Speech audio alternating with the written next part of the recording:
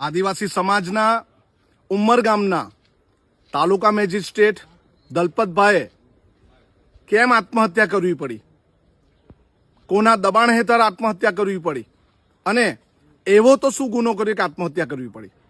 પરંતુ ઉમરગામની એક સીટ પર અપક્ષ ઉમેદવારનું ફોર્મ રદ કરાવવા માટે ખૂબ જ રાજકીય પ્રેશર સત્તાધારી પક્ષે આપ્યું અને એ રાજકીય પ્રેશરમાં ન આવીને એમણે સાચું કામ કર્યું અને એમને ધમકીઓ પણ મળી હશે એટલા માટે જ એમણે આત્મહત્યા કરી.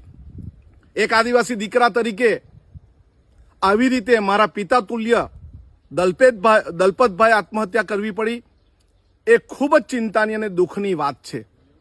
અને અમે આદિવાસી સમાજ આના વિશેની તલસ્પર્શી તપાસ કરાવવા માટેનો એલાન પણ કરીએ છીએ. આવનારા સમયમાં સમગ્ર આદિવાસી સમાજ એમને ત્યાં ઘરે શ્રદ્ધાંજલિ આપવા માટે જશે અને છેલ્લી રાતે એમના પર કોણે કોણે ફોન કરીને દબાણ કરવામાં આવ્યું એ કોલ ડિટેલ પણ ચેક કરવામાં આવે અને એ રાજકીય નેતાને પકડવામાં આવે અને એ રાજકીય નેતાને ખુલ્લો પાડવામાં આવે જેણે એમને આત્મહત્યા કરવાની દુષ્પ્રેરણા આપી હોય એને.